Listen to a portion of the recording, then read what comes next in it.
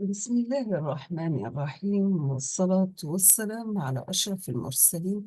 Salam alaikum, bonjour tout le monde. Aujourd'hui, on va voir ensemble un sujet d'examen avec correction في module théorie de signal. On va commencer par l'exercice numéro 1 sur 8 points. Donc, soit tri de T, l'impulsion triangulaire unitaire.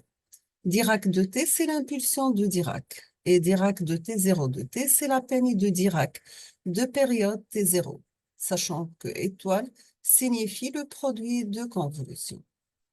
La première question, donc, on vous demande de donner l'équation mathématique de tri de T, Dirac de T et Dirac T0 de T. La deuxième question, on vous demande de déterminer et tracer les signaux suivants. S1 de T qui est égal à tri de T par Dirac de T. S2 de T qui est égal à tri de T par Dirac de T moins T0, sachant que T0 égale à 0,5.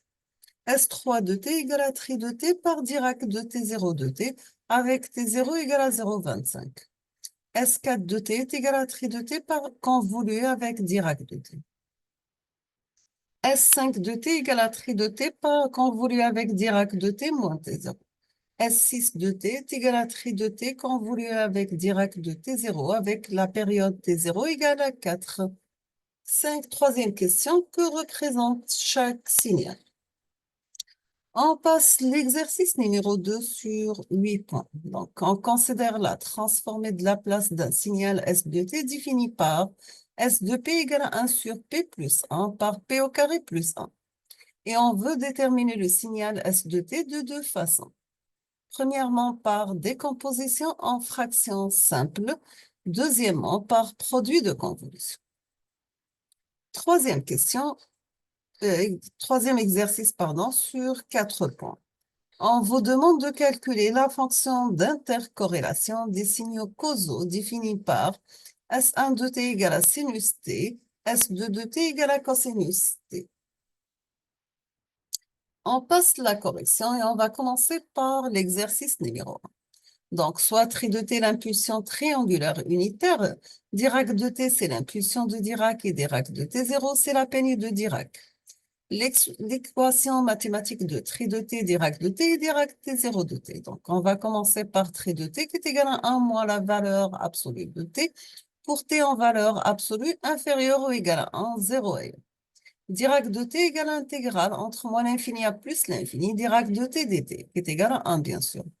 Dirac de T0 de T égale la somme pour n varie de moins l'infini à plus l'infini de Dirac de T moins n T0.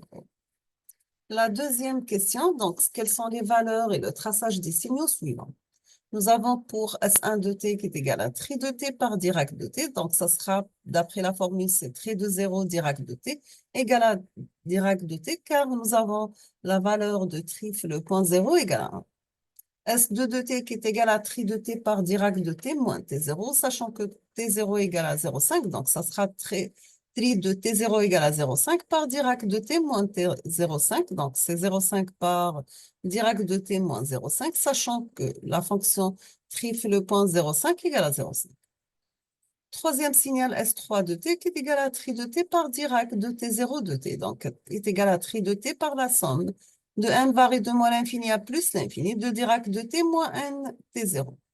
Donc, égal à tri de n T0 égal à n par 0,25. Donc, par la somme de n varie de moins l'infini à plus l'infini, Dirac de T moins n T0, sachant que n varie de moins 4 à plus 4.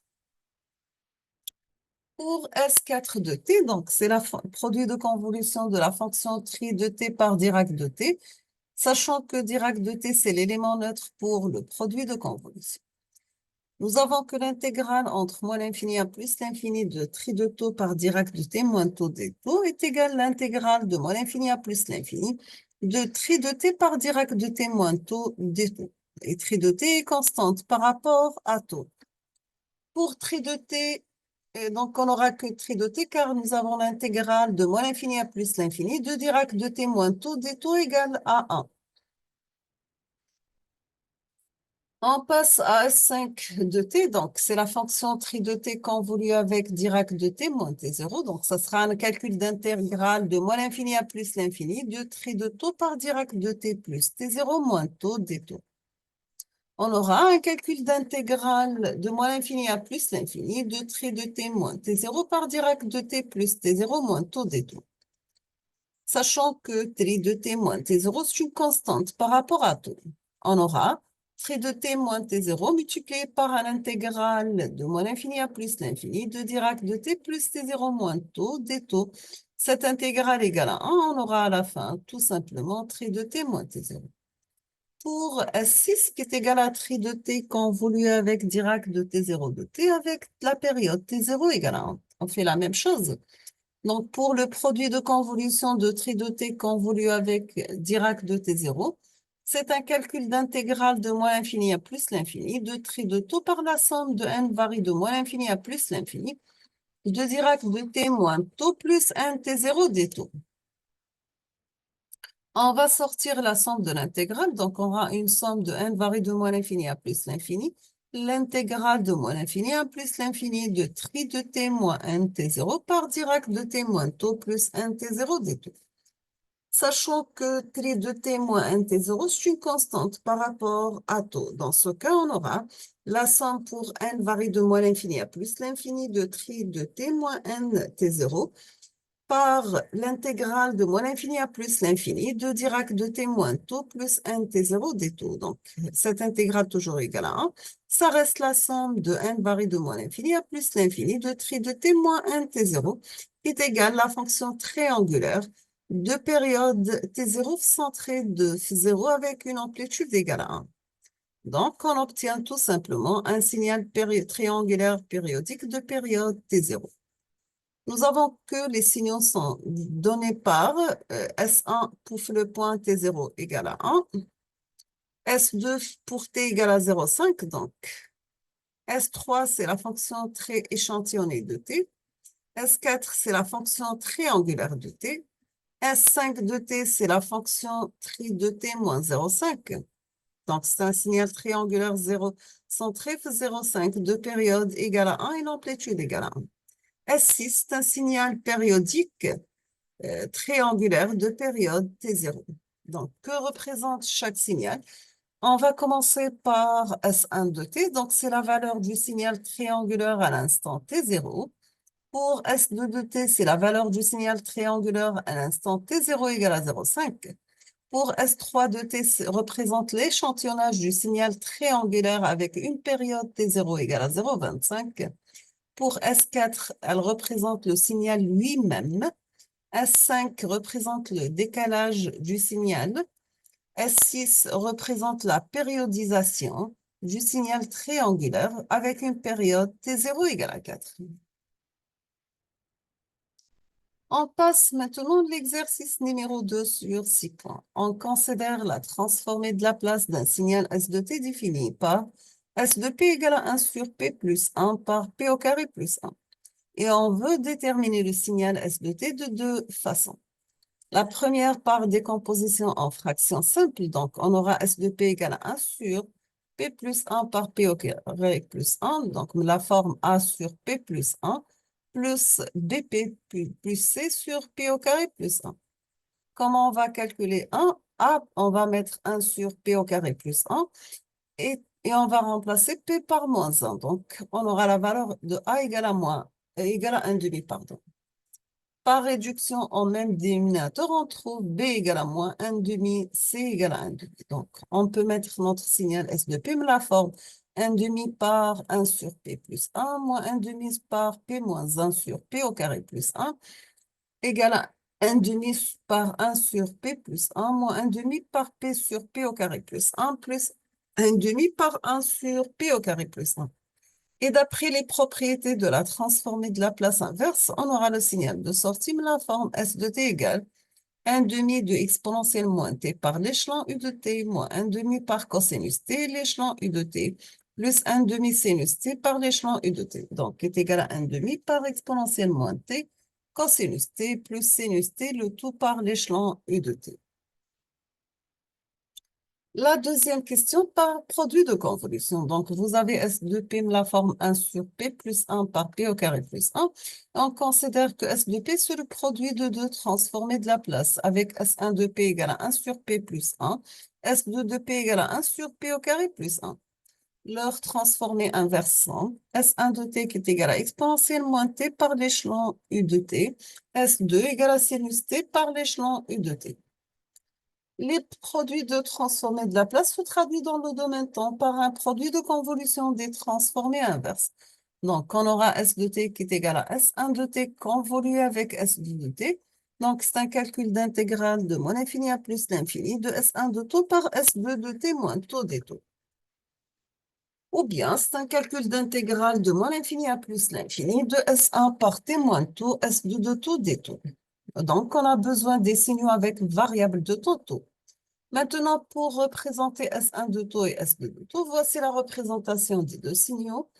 Maintenant, pour S1 de moins taux et S2 de taux, voici la représentation. Donc, pour les signaux S1 de T moins taux et S2 moins taux, nous on trouve deux cas qui peuvent se présenter. Le premier cas pour T négatif. On aura la forme suivante. Dans ce cas, le produit de S1 de T moins taux par S2 de taux égale à 0. Donc, l'intégrale de moins l'infini à plus l'infini de S1 de T moins taux par S2 de taux des taux égale à 0. Le deuxième cas pour T positif. Donc, on aura le produit de deux signaux S1 de T moins taux et S2 de taux, il est différent de 0. Entre 0 et T, bien sûr, on aura l'intégrale entre 0 et T de exponentielle moins T moins taux par sinus taux des taux est égal à exponentielle moins T, on peut le sortir de l'intégrale. Ça reste une intégrale entre 0 et T de sinus taux par exponentielle taux des taux.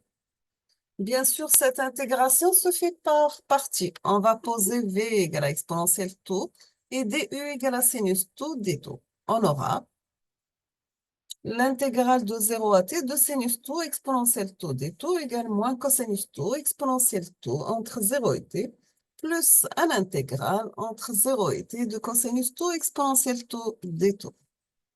On va poser v égale à exponentielle taux et du égale à exponentielle taux. Donc, on doit calculer un autre intégral par partie. On aura l'intégrale de 0 à t de cosinus taux exponentielle taux des taux égale sinus taux par exponentielle taux entre 0 et t moins un calcul d'intégrale entre 0 et t, sinus taux exponentielle taux des taux.